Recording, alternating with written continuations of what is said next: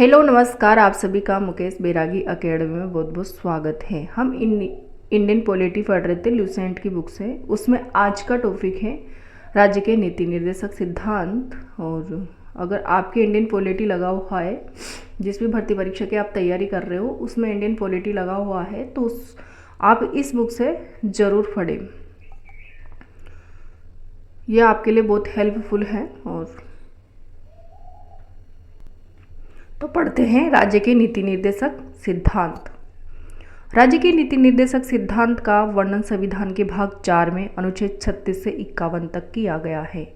कौन से भाग में किया गया है राज्य के नीति निर्देशक सिद्धांत का वर्णन? तो भाग 4 में अनुच्छेद 36 से 51 तक किया गया है।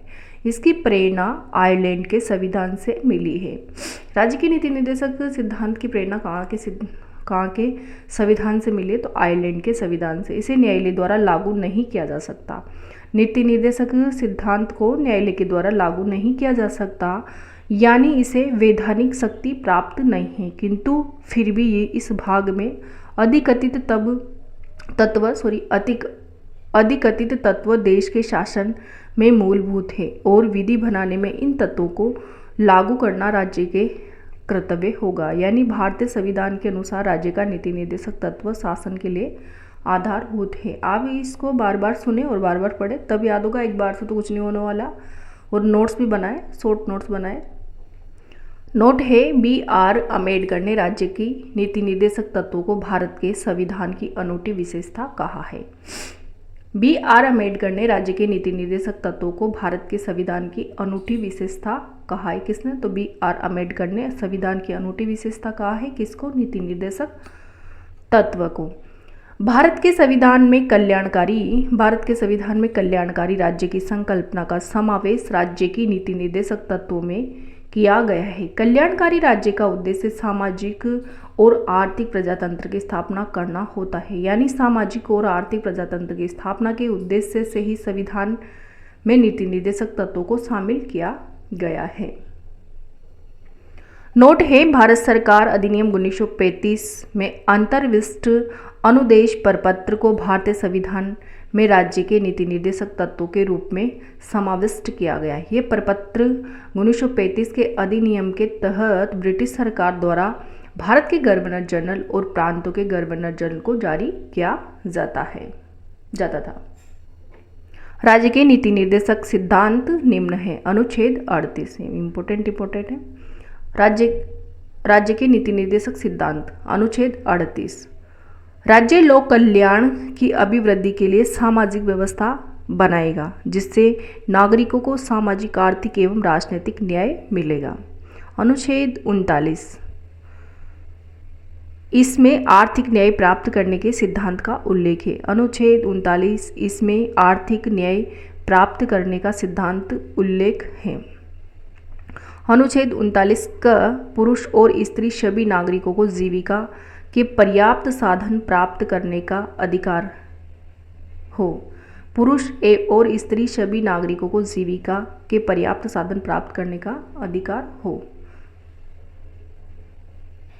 अनुच्छेद 39 ख, तो समुदाय की भौतिक संपदा का स्वामित्व और नियंत्रण इस प्रकार बटा हो जिससे सामूहिक हितों को सर्वोत्तम साधन बन सके।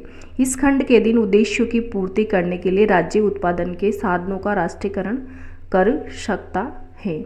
अनुच्छेद 39 ग, आर्थिक व्यवस्था इस प्रकार चले जिससे धन और उत्पादन के साधन का सर्वसाधारण के अहित के लिए केंद्र न हो, यानी धन का समान वितरण हो। अनुच्छेद 39 ग, धन का समान वितरण हो। अनुच्छेद 39 घ, पुरुषों और स्त्रियों दोनों के लिए समान कार्य के लिए समान वेतन हो, यानी कि पुरुष और स्त्रियों के लिए समान कार्य के लिए समान वेतन हो।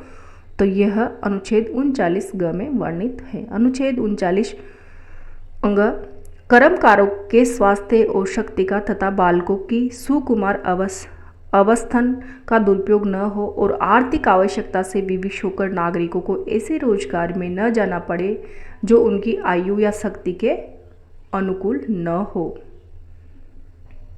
अनुच्छेद 39 बालकों को स्वतंत्र और गरिमामय वातावरण में स्वस्थ विकास के अवसर की सुविधाएं दी जाए और बाल को वह अल्पवयी व्यक्तियों को शोषण से तथा नैतिक और आर्थिक परित्याग से रक्षा की जाए।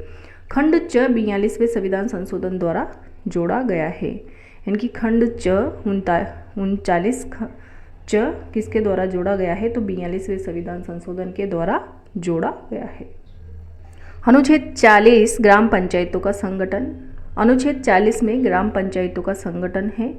और अनुच्छेद 41 कुछ दशाओं में काम, शिक्षा व लोक सहायता पाने का अधिकार। अनुच्छेद 41 कुछ दशाओं में काम, शिक्षा, लोक सहायता पाने का अधिकार। अगला नोट है 15 अगस्त 1995 से प्रभाव में आया राष्ट्रीय सामाजिक कार्यक्रम भारतीय संविधान के अनुच्छेद 41 के प्रावधानों की पूर्ति करता है। इसका उद्देश्य गरीबों को सामाजिक सहायता उपलब्ध कराना। वर्तमान में इसमें 5 योजनाएं शामिल है। इंदिरा गांधी राष्ट्रीय वृद्धावस्था पेंशन योजना, इंदिरा गांधी राष्ट्रीय वृद्धावस्था पेंशन योजना, इंदिरा गांधी राष्ट्रीय विधवा पेंशन योजना और इंदिरा गांधी राष्ट्रीय विकलांगता पेंशन योजना और राष्ट्रीय परिवार लाभ योजना, अन्नपूर्णा योजना। ये 5 योजनाएं इसमें शामिल है। अनुच्छेद 42 काम की न्याय संगत और मानवोचित दशाओं का तथा प्रसूति सहायता का उपबंध है। अनुच्छेद 42 में क्या है, तो काम की न्याय संगत और मानवोचित दशाओं तथा प्रसूति सहायता का उपबंध है। अनुच्छेद 42। अनुच्छेद 43 कर्मकारों के लिए निर्वाचन, मजदूरी एवं कुटीर उद्योग को प्रोत्साहन। अनुच्छेद 43 कर्मकारों के लिए निर्वाचन, मजदूरी एवं कुटीर उद्योगों का प्रोत्साहन। अनुच्छेद 44 नागरिकों के लिए एक समान सिविल संहिता। अनुच्छेद 44 नागरिकों के लिए एक समान सिविल संहिता। अनुच्छेद 46 अनुसूचित जातियों, अनुसूचित जनजातियों एवं अन्य दुर्बल वर्गों के शिक्षा और अर्थ संबंधी हितों की अभिवृद्धि। अनुच्छेद 46 अनुसूचित जातियों, अनुसूचित जनजातियों और अन्य दुर्बल वर्गों के शिक्षा और अर्थ संबंधी हितों की अभिवृद्धि। अनुच्छेद 47 में पोषाहार स्तर, जीवन स्तर को ऊंचा करने तथा लोक स्वास्थ्य को सुधार करने का राज्य का कर्तव्य है। अनुच्छेद 47 में है ना, पोषाहार स्तर, जीवन स्तर को ऊंचा करने तथा लोक स्वास्थ्य का सुधार करने का राज्य का कर्तव्य है। अनुच्छेद 48 कृषि एवं पशुपालन का संगठन। अनुच्छेद 48 कृषि एवं पशुपालन का संगठन। अनुच्छेद 48 का पर्यावरण का संरक्षण तथा संवर्धन और वन एवं वन्य जीवों की रक्षा। अनुच्छेद 48 का पर्यावरण का संरक्षण तथा संवर्धन और वन एवं वन्य जीवों की रक्षा। अनुच्छेद 49 राष्ट्रीय महत्व के स्मारकों, स्थानों व वस्तुओं का संरक्षण। अनुच्छेद 49 राष्ट्रीय महत्व के स्मारकों, स्थानों व वस्तुओं का संरक्षण। अनुच्छेद 50 कार्यपालिका एवं न्यायपालिका का पृथक्करण। अनुच्छेद 50 में कार्यपालिका एवं न्यायपालिका का पृथक्करण। अनुच्छेद 51 अंतर्राष्ट्रीय शांति और सुरक्षा की अभिवृद्धि।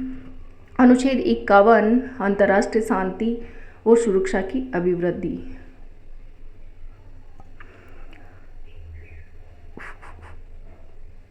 उपर्युक्त अनुच्छेद के अतिरिक्त कुछ ऐसे अनुच्छेद भी हैं जो राज्य के लिए निदेशक सिद्धांत के रूप में कार्य करते हैं। जैसे अनुच्छेद 350 का प्राथमिक स्तर पर मातृभाषा में शिक्षा देना। अनुच्छेद 350 का प्राथमिक स्तर पर मातृभाषा में शिक्षा देना।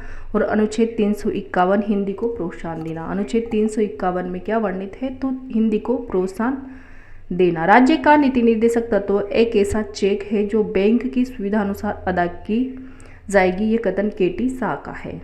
अनुच्छेद राज्य का नीति निर्देशक तत्व एक ऐसा चेक है जो बैंक की सुविधानुसार अदा की जाएगी। ये कथन किसका है, तो केटी शाह का है।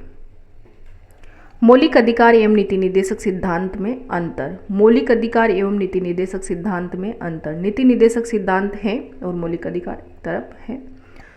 नीति निर्देशक सिद्धांत की बात करें तो आयरलैंड के संविधान से लिए गए हैं। नीति निर्देशक सिद्धांत कहाँ से लिया गया है, तो आयरलैंड के संविधान से लिया गया है। मौलिक अधिकार की बात करें तो ये यूएसए के संविधान से लिया गया है। मौलिक अधिकार कहाँ से है, तो यूएसए के संविधान से लिया गया है। और नीति निर्देशक तत्व आयरलैंड के संविधान से। इसका वर्णन संविधान के भाग 4 में किया गया है। किसका, तो नीति निर्देशक तत्वों का वर्णन संविधान के भाग 4 में किया गया है और मौलिक अधिकार का वर्णन भाग 3 में किया गया है। मौलिक अधिकार भाग 3 नीति निर्देशक सिद्धांत का भाग 4 में वर्णन किया गया है। इसे लागू करने के लिए न्यायालय नहीं जा सकता। नीति निर्देशक सिद्धांतों को लागू करने के लिए न्यायालय में नहीं जाया जा सकता, लेकिन इसे लागू करने के लिए यानी कि मौलिक अधिकारों को लागू करने के लिए न्यायालय की शरण ले सकते हैं।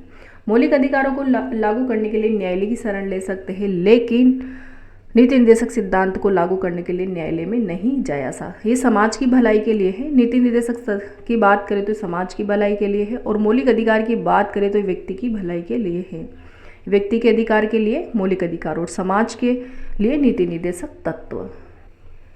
नीति निर्देशक सिद्धांत, इसके पीछे राजनीतिक मान्यता है। नीति निर्देशक सिद्धांतों के पीछे राजनीतिक मान्यता है और मौलिक अधिकारों के पीछे कानूनी मान्यता है। मौलिक अधिकार कानूनी मान्यता और नीति निर्देशक सिद्धांत राजनीतिक मान्यता।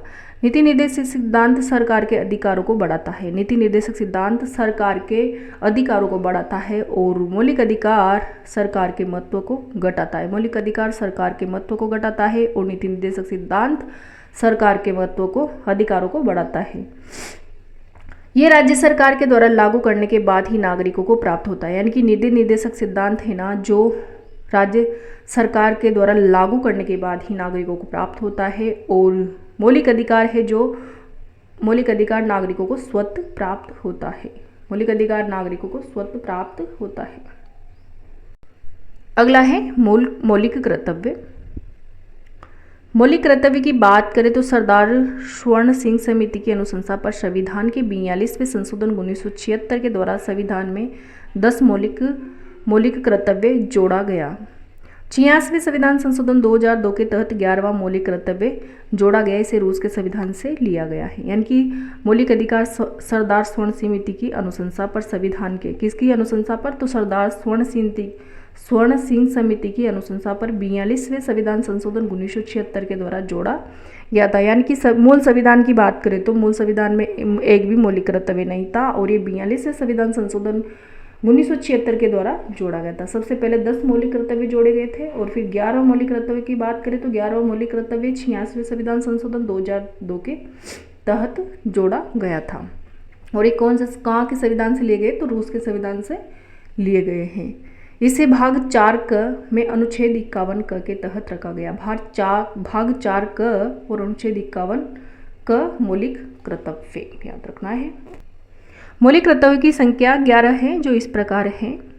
प्रत्येक नागरिक का ही कर्तव्य होगा कि वह संविधान का पालन करे, उसके आदर्शों, संस्थाओं, राष्ट्रध्वज और राष्ट्रगान का आदर करे। यानी कि प्रत्येक नागरिक का ही कर्तव्य होगा कि संविधान का पालन करे, वह उसके आदर्शों, संस्थाओं, राष्ट्रध्वज और राष्ट्रगान का आदर करे। यहाँ राष्ट्रगान शब्द का उल्लेख है, लेकिन राष्ट्रगीत शब्द का उल्लेख नहीं है, ये याद रखना है। स्वतंत्रता के लिए हमारे राष्ट्रीय आंदोलनों को प्रेरित करने वाले उच्च आदर्शों को हृदय में संजोए रखे और उनका पालन करे। इसको याद रखना है। क्रम आ जाता है इनका, तो क्रम से ही याद रखना है मौलिक कर्तव्यों को कि पहले कौन सा है, सेकंड नंबर पे, थर्ड नंबर पे। तो सेकंड नंबर पे है स्वतंत्रता के लिए हमारे राष्ट्रीय आंदोलनों को प्रेरित करने वाले उच्च आदर्शों को हृदय में संजोए रखे और उनका पालन करे। थर्ड नंबर पे है भारत की प्रभुता, एकता और अखंडता की रक्षा करे, उसे अक्षुण्ण रखे। भारत की प्रभुता, एकता और अखंडता की रक्षा करे, उसे अक्षुण्ण रखे।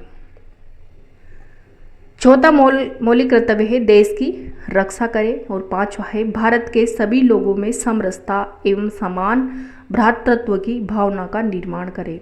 भारत के सभी लोगों में समरसता एवं और समान भ्रातृत्व की भावना का निर्माण करे। छठा नंबर का मौलिक कर्तव्य हमारी सामाजिक संस्कृति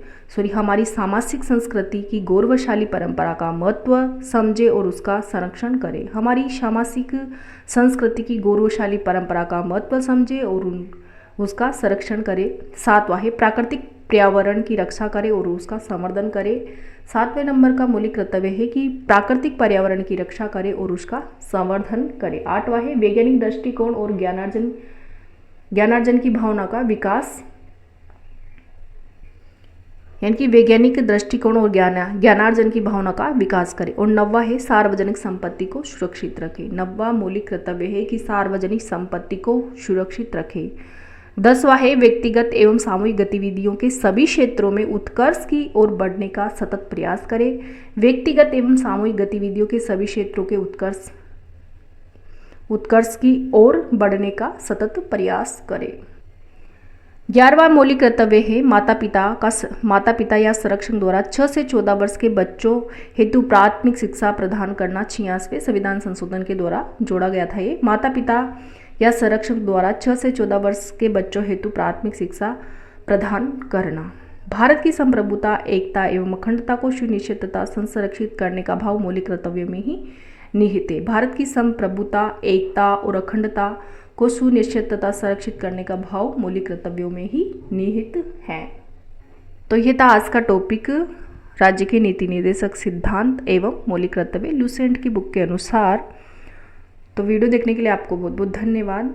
अगर आप चैनल में पहली बार आए हो या फिर नए हो तो चैनल को सब्सक्राइब कीजिए। इस प्रकार के वीडियो इसमें मिलते रहेंगे, नोट से संबंधित भी, आगे नोट से संबंधित आएंगे इंडियन पॉलिटी के।